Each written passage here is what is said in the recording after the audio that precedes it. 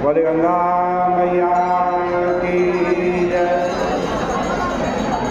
बोले सत्य सनातन धर्म की जय। बोले श्रीमद् भागवत महापुराण की जय।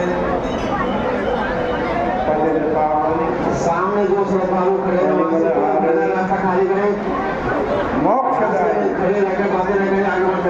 मंगलकारिणी माँ गंगा मैया का ये पवित्र पीठ हर की पौड़ी ब्रह्मकुंड है।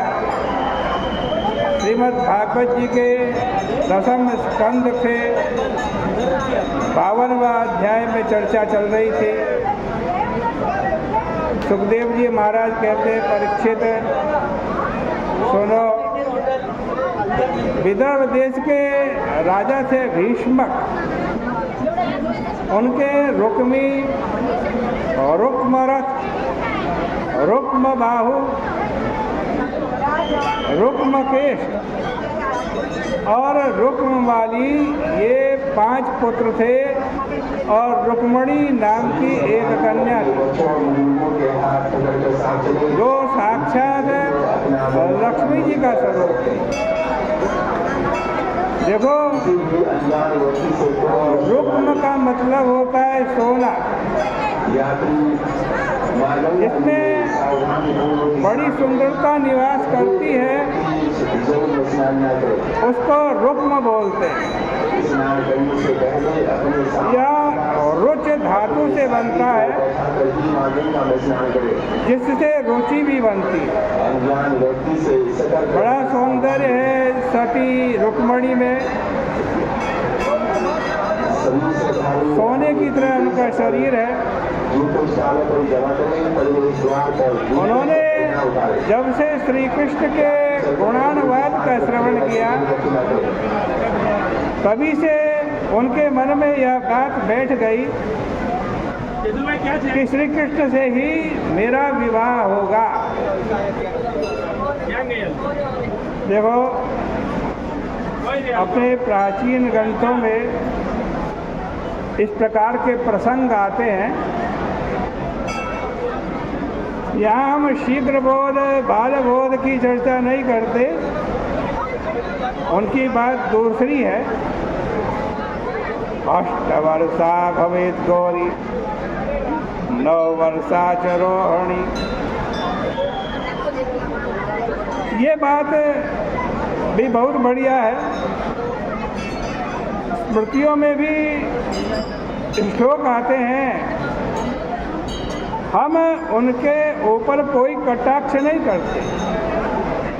हमारा तो यह कहना है कि पुराणों में जो विवाह के प्रसंग हैं वे बड़े विलक्षण हैं। तां बुद्धि लक्षण दार्य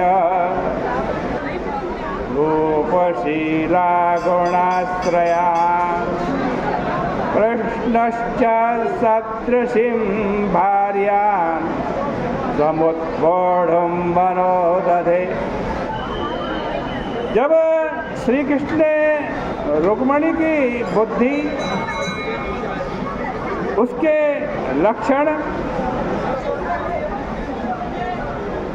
उनकी उदारता तथा उसके रूप, शील, गुण आदि के बारे में सुना तब उन्होंने भी मन ही मन यह निश्चय कर लिया कि मैं उन्हीं से विवाह करूंगा। लेकिन रुक्मणी के बड़ी भाई रुक्मी का श्री कृष्ण से द्वेष था। वो बड़ा भारी धनी था,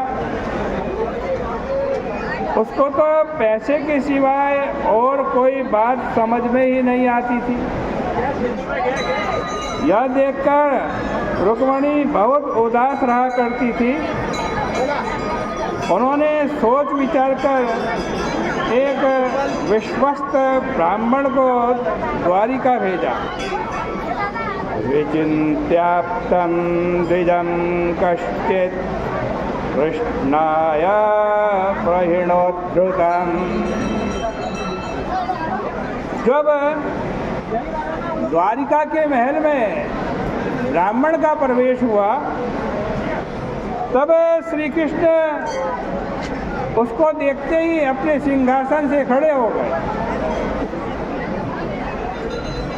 और ब्राह्मण को ले जाकर अपने सिंहासन पर भगवान ने बिठा दिया। उन्होंने सोचा कि यह भाभी ससुराल का ब्राह्मण है और यदि इसने कुछ गड़बड़ कर दी तो विवाह रुक जाएगा। लेकिन उपवेश्यार्यान् चक्रे, उस ब्राह्मण का खूब स्वागत सत्कार किया भगवान ने। जब वो खा पी चुका तब भगवान श्री कृष्ण उस ब्राह्मण को एकांत में ले गए। एकांत में ले जाकर के पांव दबाने लगे